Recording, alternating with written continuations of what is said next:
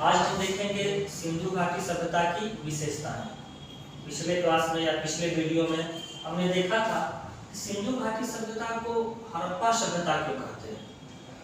फिर हमने देखा था कि सिंधु घाटी सभ्यता का काल क्या है, कब से कब है, मार्शल ने क्या कहा, एनसीईआरटी ने क्या कर दिया और अन्य विद्वान क्या करते हैं। फिर हमने देखा था इसका भौगोलिक विस्तार, और भौगोलिक विस्तार में हमने देखा था कि इस सभ्यता का सबसे पश्चिमी छोर सुतकांगेडोर था, जो पाकिस्तान के बलूचिस्तान प्रांत में पड़ता है। सबसे पूर्वी छोर आलमगीरपुर था, जो उत्तर प्रदेश में मेरठ के पास पड़ता है, हिंडन नदी। सबसे उत्तरी छोर मांडा था और सबसे दक्षिणी छोर दैमाबाद। ये हम भारतीय उपमहाद्वीप के संदर्भ में देखे थे, मतलब भारत पाकिस्तान। अगर अफगानिस्तान को भी मिला ले, क्योंकि सिंधु घाटी सभ्यता के कुछ स्थल जैसे मुंडी घाट, सोर्टुगई, ये सब अफगानिस्तान में मिले, तो सबसे उत्तरी छोर बदल जाता है। पश्चिमी, पूर्वी, दक्षिणी तो सेम रहता है, लेकिन उत्तरी छोर मांडा ना होगा कि सोर्टुगई हो जाता है। हम लोग आगे देखेंगे ऐसे। और आज हम लोग देखेंगे इस सभ्यता की विशेषताएं। कुछ विशेषता तो पिछले क्लास में देखे थे, आज जरा उसको डिटेल से देखते हैं। पिछले क्लास में हमने देखा था कि इसकी पहली विशेषता थी कि यह एक नगरीय सभ्यता थी। सिंधु घाटी सभ्यता को भारत की प्रथम नगरीय क्रांति माना जाता है। मतलब इस काल में पहली बार भारत में बड़े बड़े नगर बसे थे। इससे पहले भारत में बड़े बड़े नगर बसने या नगर बसने के कोई प्रमाण नहीं है। ये पहली सभ्यता थी या पहला पीरियड है ये। हड़प्पा, मोहनजोदड़ो, लोथल, धौलावीरा, राखीगढ़ी, कालीबंगा जैसे शहर मिले। तो इसे सिंधु घाटी सभ्यता को हम भारत की पहली नगरीय सभ्यता या पहली नगरीय क्रांति कहते हैं। आगे देखेंगे। और सिंधु घाटी सभ्यता एक नगरीय सभ्यता थी। इसमें जो नगर बसे थे और उसमें जो घर बने थे वो ग्रिड प्रणाली पे बने थे, जाल प्रणाली पे। और पिछले वीडियो में हमने बताया है कि बड़े उन्नत प्रणाली थी, जल निकासी की, गली में नहर ये सब मिले हुए थे, वो पिछले वीडियो में हमने देखा। दूसरी थी इसमें कि जो नगर बसे थे वो नगर दो भाग में बटे हुए थे।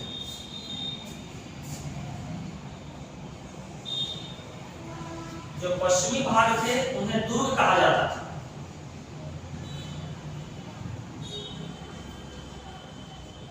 और जो पूर्वी भाग थे उन्हें निचला नगर कहा जाता था। सिंधु घाटी सभ्यता के समानांतर एक दो स्थलों को छोड़ दे तो सारे शहर दो ही भाग में बटे थे, पश्चिमी भाग, पूर्वी भाग। पश्चिमी भाग को कहते थे दुर्ग और पूर्वी भाग को निचला नगर। दुर्ग में सामान्यतः शासक रहते थे, शासकगण रहते थे, प्रशासनिक अधिकारी रहते थे।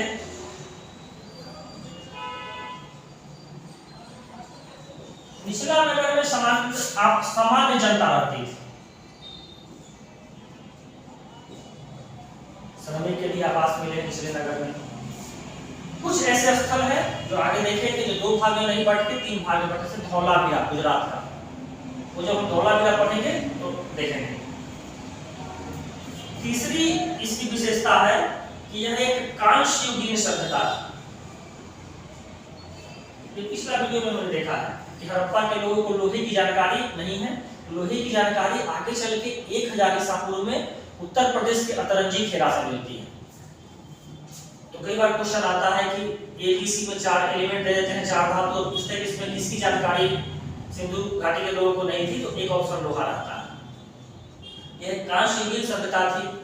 फिर आगे देखते हैं कि कांसे की नर्तकी की मूर्ति मिलती है, डांसिंग गर्ल। फिर देखते हैं आगे कि इसमें बहुत बड़ी संख्या में स्त्री मृण मूर्तियां मिली, मिट्टी की मूर्ति महिलाओं की, स्त्रियों की। इसलिए कुछ इतिहासकार अनुमान लगाते हैं कि संभवतः यह सभ्यता शायद मातृसत्तात्मक थी। नेक्स्ट प्रॉपर्टी हम लोग देखते हैं मृदभांड के बारे में, कि सिंधु घाटी सभ्यता से कैसे मृदभांड मिले हैं। आगे देखेंगे हम लोग कि वैदिक काल में अलग मृदभांड मिलेंगे, ऋग वैदिक में अलग मिलेंगे, उत्तर वैदिक में अलग मिलेंगे। सबसे पहले सिंधु घाटी से देखते हैं।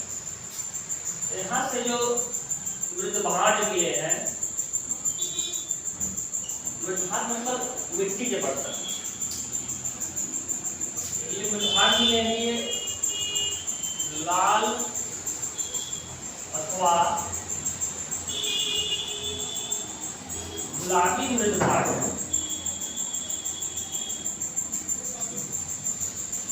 लाल अथवा गुलाबी मृदघाट जिन पर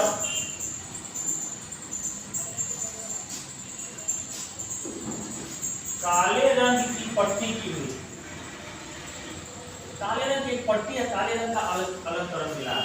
याद रखना सिंधु घाटी सभ्यता की जो पुरातात्विक साक्ष्य मिले हैं जैसे मृदघाट, इसकी क्या विशेषता है?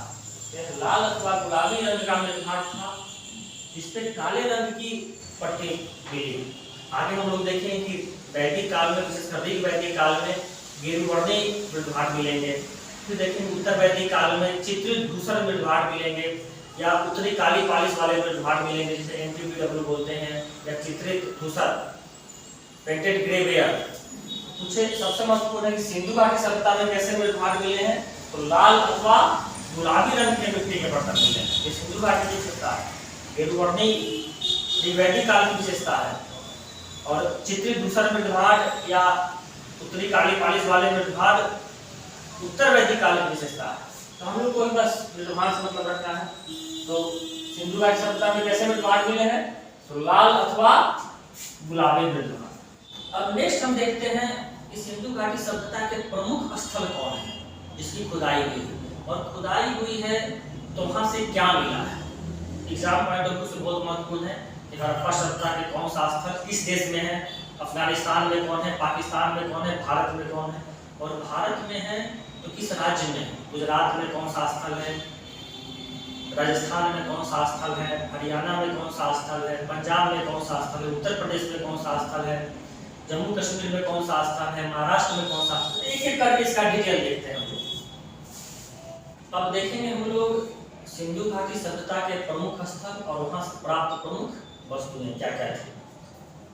तो हम लोग देखते हैं कि हड़प्पा सभ्यता या सिंधु घाटी सभ्यता की जो पहली स्थल थी जहां से खुदाई से इसके बारे में साक्ष्य प्राप्त हुए वो थी हड़प्पा, और इसलिए इस सभ्यता को हड़प्पा सभ्यता भी कहा जाता है। ये पाकिस्तान में पड़ता है। प्रमुख स्थल, तो प्रमुख स्थल में पहला स्थल देखेंगे हम लोग हड़प्पा।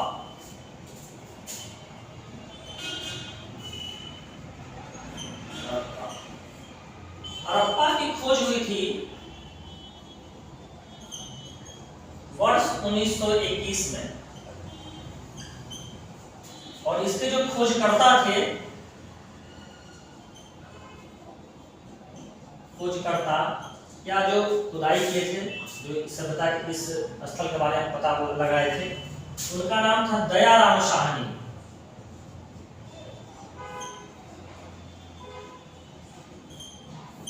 दयाराम साहनी या राय बहादुर दयाराम साहनी। यह स्थल कहाँ है, तो ये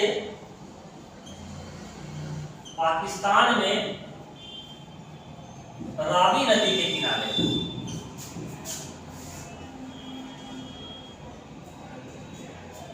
जो स्थल भारत से बाहर है, हमें उनके राज्य के बारे में नहीं जानना है, सिर्फ देश कौन सा है। अगर अफगानिस्तान में पड़ता है तो अफगानिस्तान, पाकिस्तान में पड़ता है तो पाकिस्तान। अगर वो स्थल भारत में है तो हमें ये भी जानना पड़ेगा कि भारत के किस राज्य में है। लेकिन अगर भारत से बाहर है तो यहाँ ये जानने की जरूरत नहीं है कि हड़प्पा पंजाब प्रांत में या कहाँ पड़ता है, या सिंध प्रांत में मोहनजोदड़ो है। हमें बस ये जानना है कि ये हड़प्पा कहाँ पर है। कभी कभी सिंध भी पूछ देता है। तो ये पाकिस्तान में रावी नदी के किनारे है। अब हम लोग देखते हैं कि यहाँ से प्राप्त वस्तुएं क्या क्या मिली। प्राप्त वस्तुएं, सबसे महत्वपूर्ण जो चीजें मिली है यहाँ से वो है स्वास्तिक के चिन्ह। स्वास्तिक के तो हम लोग देखते हैं इस तरह का कोई चिन्ह होता है ऐसे। ये चिन्ह हमें मिले हैं हड़प्पा से। दूसरा है अन्नागार के साक्ष्य मिले हैं। अन्नागार या अन्न कोठार, और ये कुछ इस तरह से है, 2 की कतारों में 6-6 है।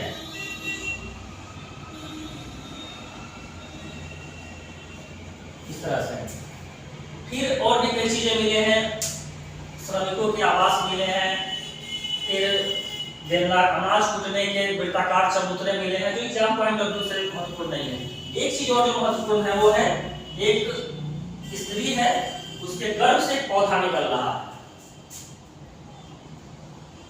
स्त्री के गर्भ से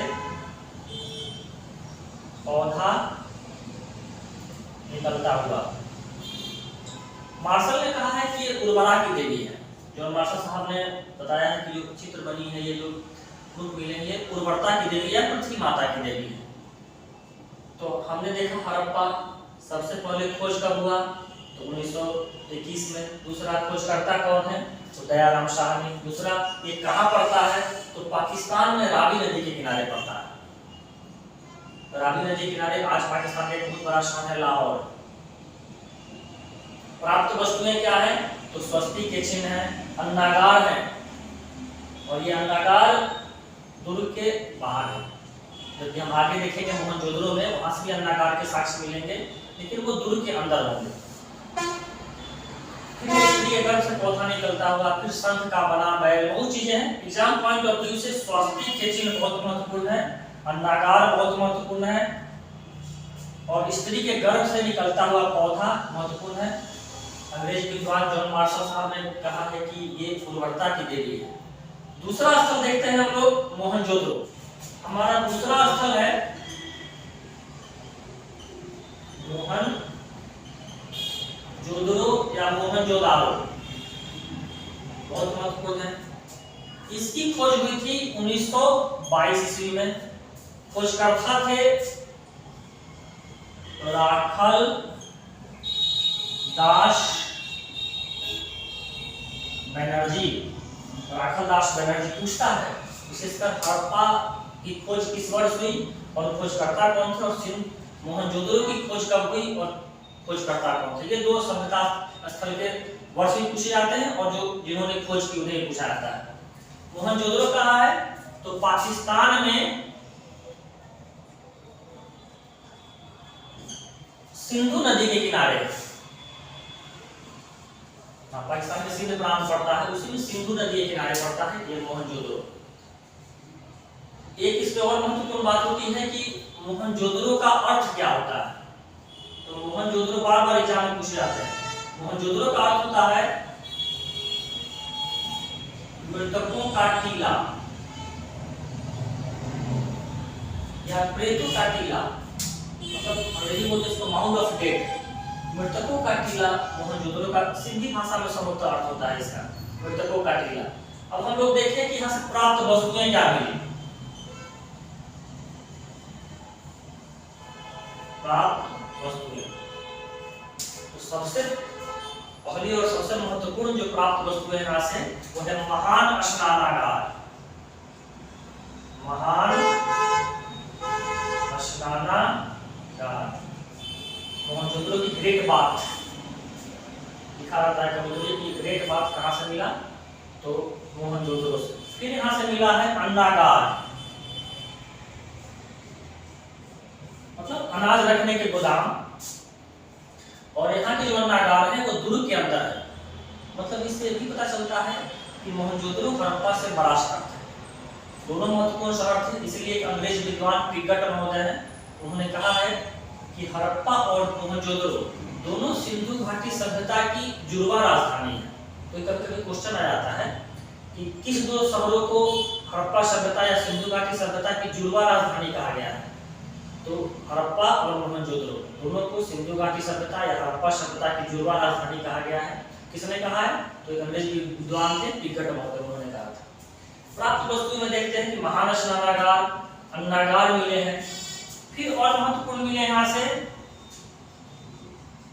पशुपति की मूर्ति, जैसी बोलते हम लोग तीन मुख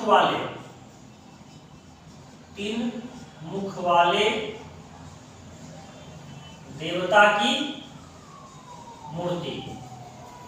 ये पशुपति की मूर्ति के बारे में एक अंग्रेज विद्वान है जॉन मार्शल ने कहा है कि ये पशुपति की जो मूर्ति मिली है वो शिव का आदि रूप है। आज जो हम भगवान शंकर को या शिव को देखते हैं, उनका सबसे आदि रूप माना है उन्होंने इसको।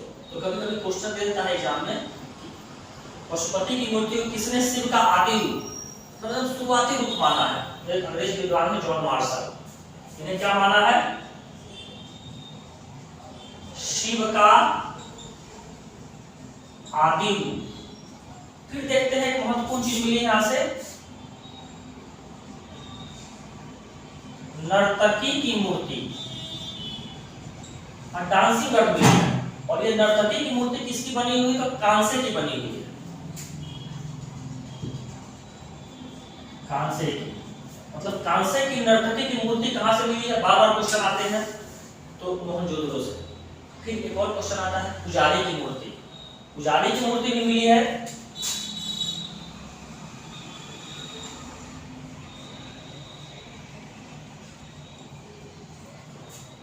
पुजारी की मूर्ति मिली है मोहनजोदड़ो से। तो मोहनजोदड़ो से कई महत्वपूर्ण क्वेश्चन आते हैं, जो क्या क्या मिला। पहला मिला है महान स्नानागार, कहाँ से मिले? Great bath. ये सामान्यतः धार्मिक आयोजनों में इसका यूज किया जाता था, क्योंकि एक साथ बहुत लोग वहाँ स्नान कर सकते थे। बहुत अच्छा सीढ़ी बनाया गया है, कैसे सीढ़ी से उतर के जलाशय में स्नान करना है, फिर दूसरे सीढ़ी से बाहर निकलना है। कपड़े बदलने के लिए बहुत सारे छोटे छोटे रूम बनाए गए हैं, एक साथ सैकड़ों आदमी उसमें स्नान कर सकते हैं। अच्छी टेक्नोलॉजी है। तो पूछा जाएगा क्वेश्चन कि महान स्नानागार कहाँ से मिले हैं? मोहनजोदड़ो से। अन्नागार कहाँ से? मोहनजोदड़ो से।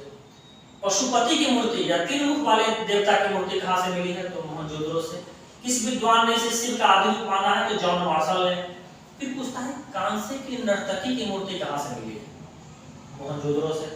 या नर्तकी की मूर्ति मिली और किससे बनी हुई? तो कांसा से। और हम लोग आगे या केमिस्ट्री में पढ़े होंगे कि कांसा किससे बनता है? तो तांबा और टीन। कांसा किससे बनता है? तो कॉपर प्लस एशन, तांबा और टीन से मिला के कांसा बनता है। लोहे की जानकारी नहीं थी, हम लोग पहले देख चुके हैं। फिर एक क्वेश्चन आता है पुजारी की मूर्ति कहाँ से मिली? तो मोहनजोदड़ो से मिली। तो ये देखा हम लोग मोहनजोदड़ो। कुछ और स्थल हैं जो पाकिस्तान से मिले हैं, वो हम लोग आगे देखते हैं। अगला स्थल है जो पाकिस्तान से मिला है, वो है चमुंदरो।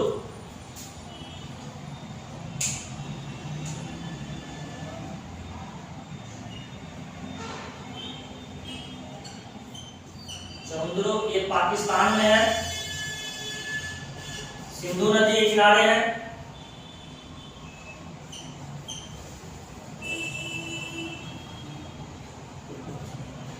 चमुंदरो से कुछ वैसी चीजें नहीं मिली है, एक चीजें मिली है बस, वक्राकार ईंटें मिली हैं, जो एग्जाम पॉइंट ऑफ व्यू से बहुत महत्वपूर्ण नहीं है।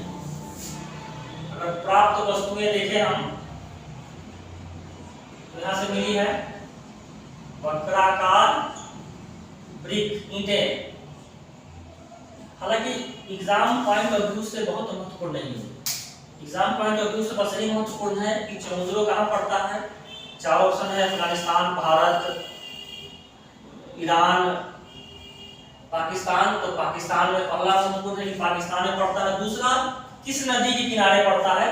तो सिंधु नदी के किनारे। इसी में आगे स्थल देखेंगे हम लोग, और है कुटदीची। ये भी पाकिस्तान में है और सिंधु नदी के किनारे है। पाकिस्तान में सिंधु नदी किनारे। ये 4 स्थल पाकिस्तान से बहुत महत्वपूर्ण है। अब नेक्स्ट देखते हैं हम लोग कि भारत से क्या मिला। यहाँ से कुछ इंपॉर्टेंट नहीं है, बस याद रखना है कि चमुंदरो पाकिस्तान से मिला है, सिंधु नदी किनारे है। कुटदीची पाकिस्तान से मिला है, सिंधु नदी किनारे है। अब नेक्स्ट देखते हैं हम लोग कि भारत से कौन कौन वस्तु है। और भारत से पूछेगा तो राज्य में पूछता है। तो भारत में सबसे पहले देखेंगे हम लोग गुजरात।